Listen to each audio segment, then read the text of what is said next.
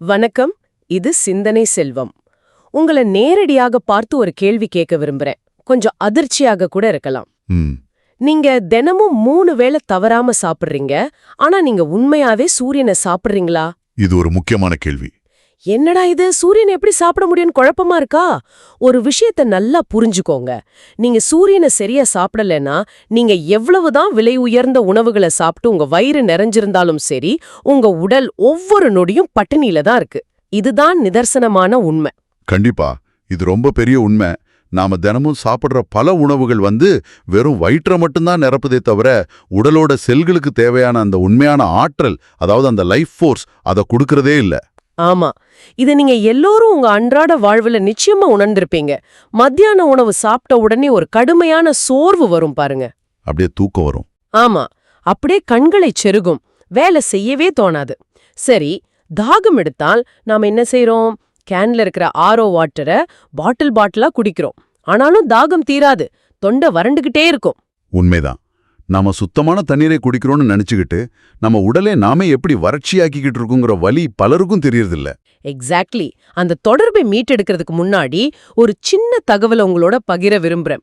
மதிய உணவுக்கு பின்னாடி நம்ம முன்னோர்கள் செஞ்ச ஒரு சாதாரணமான விஷயத்துல நம்ம உடலோட வைட்டமின் டி உற்பத்தியை தூண்டுற மிகப்பெரிய ரகசியம் ஒளிஞ்சிருக்கு. ரொம்ப ஆச்சரியமான விஷயம் அது. ஆமா, அது என்னன்னு இந்த உரையாடலோட கடைசியில சொல்றோம். ஆனா அதுக்கு முன்னாடி என்னுடைய முதல் கேள்விக்கு வர்றேன். சூரியனை சாப்பிடும்னு சொன்னோம் இல்லையா? ஆமா. இதை யாராவது கேட்டா சிரிப்பாங்க. நெருப்பு பந்தான சூரியனை நேரடியா எப்படிங்க சாப்பிட முடியும்? பார்க்கறதுக்கு இது ஒரு கவிதை மாதிரி தெரிஞ்சாலும் இது முழுக்க முழுக்க அறிவியல். அதாவது தமிழ் சித்தர்களோட வழியில நின்றும் மருத்துவ அறிவியல் படியும் பார்த்தா இந்த ஒட்டுமொத்த பிரபஞ்சத்திற்கும் ஒரே ஒரு ஆற்றல் மையம்தான் இருக்கு. அது சூரியன்தான். சரி, ஆனா மனுஷங்களான நம்மால சூரிய ஒளிய நேரடியாக செரிமானம் செய்ய முடியாது இல்லையா? அதுதான் பிரச்சனை. அதனால அந்த சூரிய ஆற்றலை எப்படி நமக்காக மாற்றுவது? இங்கதான் தாவரங்கள் ஒரு பொட்டானிக்கல் ஃபார்மசியாக, அதாவது ஒரு பிரம்மாண்டமான தாவர மருந்துகமா செயல்படுது. இயற்கை மூலிகைகள் வழியா சூரிய ஆற்றலை எப்படி உடலுக்குள் கொண்டு செல்வது அப்படிங்கறதான் நம்ம ஆழமா அலச போறோம். எனக்கு ஒரு ஒப்பீடு தோணுது. இப்ப நம்மால நேரடியாக கரண்ட் கம்பியை தொட முடியாது. தொட்டா என்ன ஆகும்னு உங்களுக்கே தெரியும். ஆமா, ஷாக் அடிக்கும். ஆனா ஒரு சோலார் பேனல் வழியா வர்ற அதே கரண்ட நம்ம வீட்ல ஃபேனோடவும் லைட் ஏரியவும் எந்த ஆபத்தும் இல்லாம பயன்படுத்துறோம் இல்லையா? அத போலதான் இலைகளும்னு நான் நினைக்கிறேன். இலைகளை நம்ம இயற்கையின் சோலார் பேனல்கள்னு சொல்லலாம். சரிதானே? மிக துல்லியமான ஒரு பார்வை இது. மரத்துல இருக்கிற இலைகள் சரியா அந்த வேலையை தான் செய்யுது. அது சூரிய ஒளியை உள்வாங்கி அதை உயிராற்றலாகவும் வேதியியல் மூலக்கூறுகளாகவும் மாற்றி தன்னுள் சேமித்து வைக்குது. ஓஹோ. அந்த ஆற்றலை நாம நேரடியாக எடுத்துக்கணும். இதுக்காக தான் நம்ம முன்னோர்கள் ஒரு அற்புதமான உணவு முறையை வடிவமைச்சாங்க. அதை நாம இன்றைய நவீன அறிவியலோட ஒப்பிட்டு 10-30-60 ஸ்மூத்தி ரூல் அப்படின்னு ஒரு கட்டமைப்பிற்குள் கொண்டு வரலாம். 10-30-60? என்னுடைய குறிப்புகளிலும் இந்த ரூல் பத்தி இருக்கு. ஆனா இது வெறும் எண்களா தான் இருக்கு. இது என்ன கணக்கு? இத கொஞ்சம் விளக்கமா சொல்ல முடியுமா? நிச்சயமா. இது ஒரு துல்லியமான ஊட்டச்சத்து விகிதம். காலையில அல்லது மதிய வேளைகள்ல நாம எடுத்துக்க வேண்டிய பிரபஞ்ச உணவோட கணக்கிது. முதல்ல 10%. இது புரதச்சத்துக்கானது. புரோட்டீன். ஆமா, புரோட்டீன். செல்களை கட்டமைக்கும் அமினோ அமிலங்கள் இதுல இருக்கு. இதுக்கு நாம ஊற வைத்த பச்சை வேர்க்கடலையை பயன்படுத்தலாம், அல்லது விளாம்பழம். சித்த மருத்துவத்துல விளாம்பழத்திற்கு மிக முக்கிய இடம் இருக்கு. சரி, அடுத்தது 30%. இந்த 30% கொழுப்பு சத்துக்கானது. கொழுப்புன்னுடனே பயப்பட வேண்டாம். மூளை சுறுசுறுப்பா இயங்கவும் ஹார்மோன்கள் சீரா சுரக்கவும் இந்த குட் ஃபேட் மிக மிக அவசியம். இதுக்கு என்ன உணவுகளை எடுத்துக்கலாம்? இதுக்கு நாம புதிய தேங்காய்ப்பால் அல்லது இளநீர் வழுக்கைய பயன்படுத்தலாம். ஒரு நிமிஷம். 30% கொழுப்பு அப்படிங்கிறது கொஞ்சம் அதிகம் இல்லையா? நான் படிச்ச வரைக்கும் கார்போஹைட்ரேட்ஸ் தான் உடலுக்கு அதிக ஆற்றலை தரும். ஏன் கொழுப்பு இவ்ளோ அதிகமா சேர்க்கணும்? அங்கதான் நம்ம உடலோட இயற்பியல் இருக்கு. மீதமுள்ள அந்த 60% பற்றி சொல்றேன். அதன்பின் இது உங்களுக்கு புரியும். அந்த 60% தான் கார்போஹைட்ரேட். அதாவது நேரடியான ஆற்றலுக்கான எரிபொருள். சரியா சொன்னீங்க. இத நாம கொய்யாப்பழம், மீண்டும் அந்த விளாம்பழம் அல்லது நேந்திரன் வாழைப்பழம் மூலம் எடுத்துக்கலாம். குறிப்பா கேரளா வகை நேந்திரன் பழத்துல காம்ப்ளெக்ஸ் கார்ப்ஸ் நிறைவா இருக்கு. இப்போ உங்க கேள்விக்கு வர்றேன். ஆமா, கொழுப்பு ஏன் அதிகமா இருக்கணும்னு கேட்டிருந்தேன். இந்த 60% கார்போஹைட்ரேட்டை நம்ம சாப்பிடும்போது அது ரத்தத்துல சர்க்கரையா, அதாவது குளுக்கோஸா மாறும். அந்த சர்க்கரை ரத்தத்துல தடாலடியா கலந்தா இன்சுலின் எகிரிடும், சோர்வு ஏற்படும். ஓ, இதை தடுத்தத்தான் அந்த 30% கொழுப்பா? எக்ஸாக்ட்லி. தேங்காய் பாலில் உள்ள அந்த நல்ல கொழுப்பு இந்த சர்க்கரை ரத்தத்துல கலக்கிற வேகத்தை குறைச்சு சிறுக சிறுக ஒரு ஸ்லோ ரிலீஸ் முறையில ஆற்றலை கொடுக்கும். பாடாளராக, அதாவது ரெகுலேட்டராக செயல்படுது. ஆமா, ரத்தத்துல சர்க்கரை அளவு சடாரென்று ஏறுவதை தடுத்து நாள் முழுதும் சீரான ஆற்றலை கொடுக்குது. சரி, இந்த 10, 30, 60 எல்லாவற்றையும் ஒன்னா சேர்த்து அரைக்கும்போது இதனோட ஒரு கேட்டலிஸ்ட், அதாவது வினை ஊக்கியை சேர்க்கணும்னு எனது குறிப்புகள் சொல்லுது. அது என்ன வினை ஊக்கி? அதுதாங்க கொழுந்து இலைகள், அதாவது டெண்டர் லீவ்ஸ். மாங்கொழுந்து, முருங்கை கொழுந்து அல்லது சர்க்கரை வள்ளிக்கிழங்கோட சிறு இலைகள். ஓ, இத அந்த கலவையோட சேர்த்து சாப்பிடணுமா? ஆமா, இத சேர்த்து சாப்பிடும்போது இதுதான் அந்த முழு உணவையும் உடலுக்குள் கடத்துற ஒரு சாவி போல செயல்படுது. நான் இங்க ஒரு வாதத்தை முன்வைக்க விரும்புறேன். இலைகளை சேர்க்கணும்னு சொல்றீங்க, ஏன் முற்றிய பெரிய இலைகளை பயன்படுத்தக்கூடாது? அதுவும் இலை தானே. முற்றிய இலையில தான் அளவு பெரியதா இருக்கு, அதிக பச்சையும் இருக்கணும். ஆமா, அப்படி நினைக்கிறோம். ஆனா உண்மை அது இல்ல. முற்றிய இலைகள்ல என்ன நடக்கும்னு உயிரியல் ரீதியா பார்ப்போம். ஒரு இலை முதிர அதுல சூரிய ஆற்றலை விட நார்ச்சத்து, அதாவது செல்லுலோஸ் மிக கடினமானதா மாறிடும். சரி, நீங்க முற்றிய இலைய சாப்பிட்டா அந்த கடினமான நாரை செரிக்கவே உங்க வயிறு தன்னுடைய முக்கால்வாசி ஆற்றலை செலவழிச்சிடும்.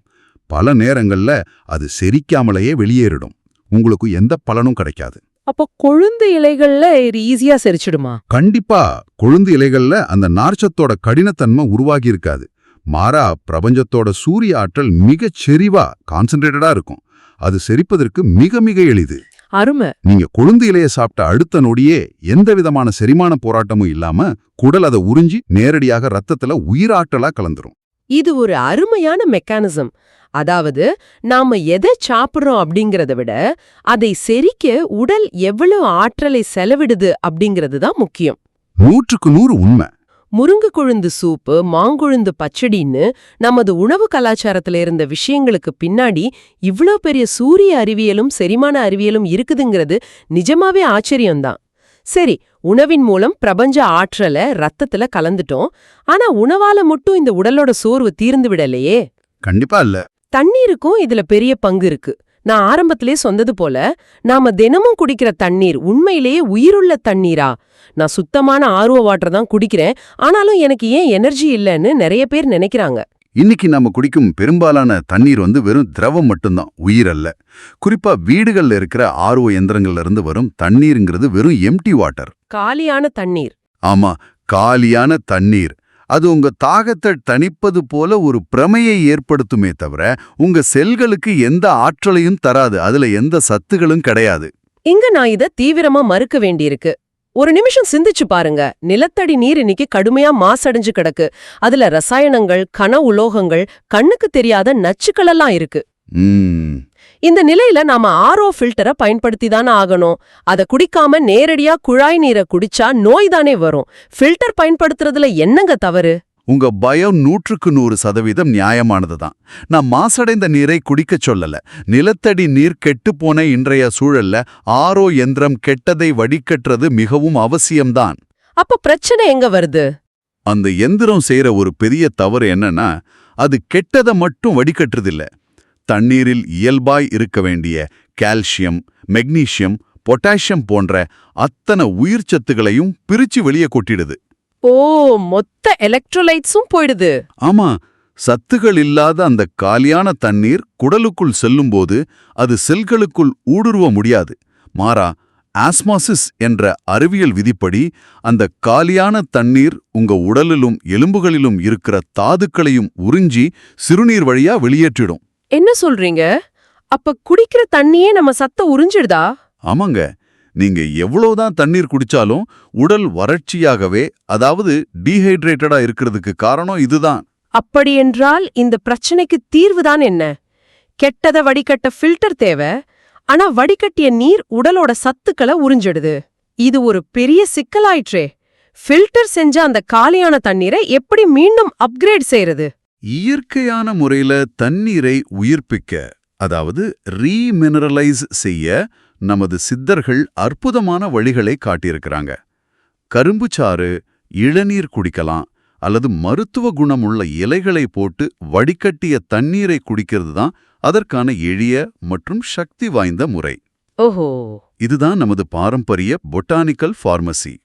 ஒவ்வொரு உறுப்புக்கும் ஒரு பிரத்யேக தாவர மருள் இருக்கு. வெறும் ஒரு இலைய ஒரு பாத்திரத்துல இருக்கிற தண்ணீர்ல போடுறதால அந்த சாதாரண தண்ணீர் எப்படி உடனே மருந்தா மாறிவிட முடியும்? அந்த செயல்முறை எப்படி நடக்குது? இங்கேதான் பொட்டானிக்கல் அல்கெமி எனப்படும் இயற்கையின் ரசவாதம் நடக்குது. தண்ணீர் அப்படிங்கிறது ஒரு மிகச்சிறந்த கரைப்பான். நான் முன்பே சொன்னது போல ஆரோ நீர் காலியாக இருக்கு. சரி. காலியா இருக்கும் ஒரு பொருள் எதோடு சேருதோ அதிலிருந்து மூலக்கூறுகளை வேகமா உறிஞ்சிக்கும். நீங்க ஒரு மூலிகை இலையை அந்த தண்ணீர்ல போடும்போது அந்த இலையில் உள்ள ஃபைட்டோநியூட்ரியன்ஸ், தாதுக்கள் மற்றும் சூரிய ஆற்றலை அந்த காலியான தண்ணீர் மிக வேகமா தன்னுள் ஈர்த்துக்குது. வாவ், அப்ப அந்த காலி இடம் நிரப்பப்படுது. ஆமா, அந்த காலி இடம் இப்ப மூலிகையின் மருத்துவ குணங்களால் நிரப்பப்பட்டு உயிருள்ள தண்ணீரா மாறுது. இது மிகச்சரியா புரியுது. அந்த காலியான ஆரோ தண்ணீர் இப்போ ஒரு ஸ்பாஞ்ச் போல செயல்பட்டு இலையோட சத்துக்களை உறிஞ்சிக்குது. அதன் பிறகு அந்த தண்ணீரை குடிக்கும்போது நமது உடல் அதை எளிதா உள்வாங்கிக்குது. கண்டிப்பா. சரி, உறுப்புகளுக்கு தனித்தனி தாவரங்கள்னு சொன்னீங்களே, அது பற்றி சொல்லுங்க. உதாரணமா உங்க கல்லீரல். நாம சுவாசிக்கும் காற்று, சாப்பிடும் ரசாயன உணவுகளால் உடலோட நச்சுத்தன்மை முழுவதையும் தாங்கிறது கல்லீரல் தான்.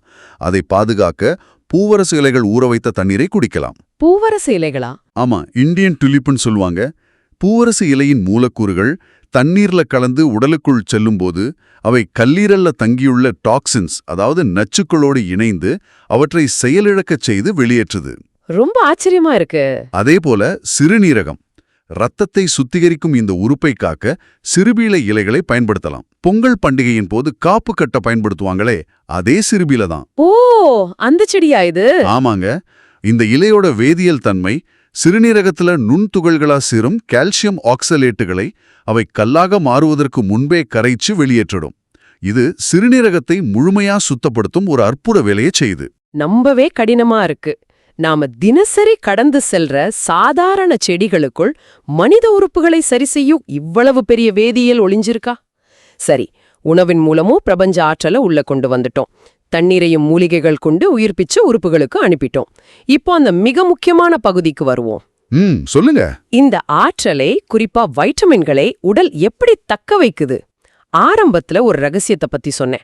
மதிய உணவுக்கு பின் நமது முன்னோர்கள் செய்த அந்த சடங்கு, அதை இப்ப உடைக்க வேண்டிய நேரம் வந்துருச்சு. நிச்சயமா. மதிய உணவுக்கு பிறகு சிறிது சுண்ணாம்பு சேர்த்து வெற்றிலை மெல்லும் பழக்கம்தான் அந்த மிகப்பெரிய ரகசியம். மிக முக்கியமான கட்டத்துக்கு வந்திருக்கோம். இதை இன்னைக்கு பலர் ஏதோ வாய் மணப்பதற்கோ அல்லது அஜீரண கோளாறுக்காக செய்யும் ஒரு சாதாரண பழக்கம்னு நினைச்சுக்கிட்டு இருக்காங்க. ஆமா, அப்படிதான் நினைக்கிறாங்க. ஆனா அதுக்கு பின்னால நமது ஒட்டுமொத்த உடல் இயக்கத்தையும் குறிப்பா எலும்புகளோட வலிமையையும் தீர்மானிக்கும் மிகப்பெரிய பயோகெமிஸ்ட்ரி, அதாவது உயிர்வேதியியல் இருக்கு. இத நான் அறிவியல் பூர்வமா புரிஞ்சுக்க விரும்புறேன். வெற்றிலை சுண்ணாம்பு எப்படி வைட்டமின் டியை உருவாக்குது? வைட்டமின் டி அப்படிங்கிறது சூரிய ஒளியில படும்போது நமது தோல்ல தானே உற்பத்தி ஆகுது. தோலுக்கும் குடலுக்கும் என்னங்க சம்பந்தம்? மிக ஆழமான கேள்வி. இத தெளிவா புரிஞ்சுக்குவோம். சூரியனோட யூவிபி கதிர்கள் நமது தோலில் படும்போது தோலில் இருக்கும் கொழுப்புச்சத்து வைட்டமின் டியின் ஒரு வடிவமா மாறுதுங்கிறது உண்மைதான். சரி.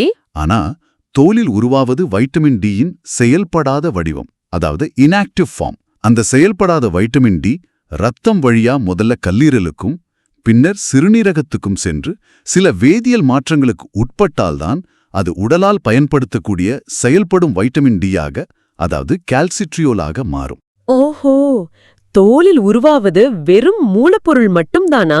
அத ப்ராசஸ் செய்ய கல்லீரலும் சிறுநீரகமும் தேவைப்படுது. சரி, இதுல வெற்றிலை எப்படி செயல்படுது? இந்த ப்ராசஸ் சரியா நடப்பதற்கு நமது ரத்தத்திலும் குடலிலும் ஒரு குறிப்பிட்ட காரத்தன்மை, அதாவது ஆல்கலைன் என்வாயன்மெண்ட் மற்றும் போதுமான அளவு கால்சியம் இருக்கணும். ஓகே. நாம மதிய உணவில் பலவிதமான உணவுகளை சாப்பிடுறோம். அதனால குடல்ல அமிலத்தன்மை அதிகமா இருக்கும். அந்த நேரத்துல வெற்றிலை மெல்லும்போது வெற்றிலையின் சாறு ரத்த நாளங்களை விரிவடைய செய்யும். அதோட நாம சேர்க்கும் சுண்ணாம்பு அப்படிங்கிறது தூய்மையான ஆல்கலைன் கால்சியம், அதாவது காரத்தன்மை கொண்ட கால்சியம். ஆமா. இவை இரண்டும் சேர்ந்து குடலை சென்றடையும் போது குடலின் அமிலத்தன்மை உடனடியாக மாறி ஒரு காரத்தன்மை கொண்ட சூழல் உருவாகுது. இந்த சூழல்ல சுண்ணாம்பில் உள்ள கால்சியம் மிக எளிதா ரத்தத்துல உறிஞ்சப்படுது. வாவ். பொருட்கள் வந்துடுச்சு, தோலில் உருவான வைட்டமின் டியை உடனடியாக ஆக்டிவேட் செய்யுங்க அப்படின்னு. இது என்னதான் இத்தனை நாளா கிராமங்கள்ல தாத்தா பாட்டி வெற்றில போடுறத பார்த்தே ஏதோ பழைய காலத்து பழக்கம்னு நினைச்சோமே. இதுக்கு பின்னால இவ்ளோ பெரிய அறிவியல் ஒளிஞ்சிருக்கா? கண்டிப்பா. விவசாயம் செஞ்சவங்க மதியம் வெளியில வேலை செஞ்சுட்டு வந்து சாப்பிட்ட பின் வெற்றில போட்டதற்கு காரணம் இதுதானா? வெயில்ல தோல்ல வாங்கிய வைட்டமின் டிய குடலில் உள்ள காரத்தன்மை மூலம் ஆக்டிவேட் செய்ய சித்தர்கள் கண்டறிந்த ஒரு அறிவியல் சடங்கு. இது உண்மையிலேயே எனக்கு ஒரு பெரிய ஆஹா மொமெண்ட். அதுதான் உண்மை. வெறும் செயற்கையான கால்சியம் மாத்திரைகளை விழுங்குவதை விட வெற்றிலையும் சுண்ணாம்பும் சேர்ந்து குடலோட தன்மையே மாற்றி வைட்டமின் டியை உடலையே உற்பத்தி செய்ய வைக்குது. அருமை. அதனாலதான் வயதான காலத்திலும் நம் முன்னோர்களின் எலும்புகள் இரும்பை போல உறுதியா இருந்துச்சு. இன்னைக்கு நாம ஏசிலேயே உட்கார்ந்துகிட்டு வெற்றிலை பழக்கத்தையும் விட்டுட்டு எலும்பு தேய்மானத்தால அவதிப்படுறோம். ஆஹா, சூரியனை சாப்பிடுவது அப்படிங்கிறது ஏதோ கற்பனை அல்ல. உணவின் மூலம் சூரியனோட கார்போஹைட்ரேட்டை எடுப்பது, மூலிகைகள் மூலம் நீரை உயிர்ப்பிப்பது, வெற்றிலை மூலம் குடலை காரத்தன்மைக்கு மாற்றி வைட்டமின் டியை ஆக்டிவேட் செய்வது என அனைத்தும் ஒன்றுக்கொன்று தொடர்புடைய ஒரு தொடர் சங்கிலி. சரி, நாம இப்போ இந்த ஆழமான உரையாடலோட இறுதிக்கு வந்துட்டோம். இதுவரை நாம பேசுனத நீங்க உடனடியாக செயல்படுத்தக்கூடிய ஒரு சுருக்கமான தீர்வா சொல்றேன். உங்க அன்றாட வாழ்வுல அந்த லைஃப் ஃபோர்ஸ் எனப்படும் ஆற்றலை கொண்டு வர காலை உணவில் அந்த 10, 30, 60 விகிதத்தை பின்பற்றுங்க. அதோட வினை ஊக்கியாக கொழுந்து இலைகளை சேர்த்துக்கோங்க. நீங்க குடிக்கும் ஆரோ வாட்டரை அப்படியே காலியான தண்ணீரா குடிக்காம அதுல பூவரசு அல்லது சிறுபேழை போன்ற மருத்துவ இலைகளை சேர்த்து அப்கிரேட் செஞ்சு குடிங்க. ரொம்ப முக்கியமான குறிப்பு இது. எல்லாவற்றுக்கும் மேலாக தோலில் படும் சூரிய ஒளிய வைட்டமின் டியா மாற்ற மதிய உணவுக்கு பின் வெற்றிலை சுண்ணாம்பு போடுற அந்த பழங்கால அறிவியலை மீண்டும் தொடங்குங்க. நான் இறுதியா உங்கள்ட்ட ஒரு சிந்தனைக்கான கேள்வியை விட்டு செல்ல விரும்புறேன். ஒரு சாதாரண பூவரசு இலை மனிதனோட மிக முக்கியமான உறுப்பான கல்லீரல்ல உள்ள நச்சுக்களை முழுமையா சுத்தப்படுத்துது அப்படின்னா கொஞ்சம் யோசிச்சு பாருங்க. உங்க வீட்டு கொல்லப்புறத்துல நீங்க எந்த கவனமும் செலுத்தாம தினமும் கால்ல மிதிச்சு செல்லும் இன்னும் எத்தனை சாதாரண செடிகளுக்குள் உங்க உயிரை காக்கும் பிரம்மாண்டமான ரகசியங்கள் ஒளிஞ்சிருக்குன்னு எப்போதாவது யோசிச்சிருக்கீங்களா? இயற்கையை திரும்பி பாருங்க, அது உங்க வாழ்க்கையை திருப்பி பார்க்கும். மிக ஆழமான சிந்தனை. இந்த வீடியோ உங்களுக்கு ஒரு சிந்தனையை கொடுத்திருந்தால், அடுத்த வீடியோவில் உங்கள் வாழ்க்கையை தடுக்கிற இன்னொரு மறைந்த உண்மையை பார்க்க போகிறோம். அதை தவற விடாதீர்கள். சிந்தனை செல்வம் சப்ஸ்கிரைப் பண்ணுங்க, ஷேர் பண்ணுங்க. ஒரு ஷேர் ஒருவரின் வாழ்க்கையை மாற்றலாம். நாம் மீண்டும் சந்திப்போம் ஒரு புதிய சிந்தனையுடன்.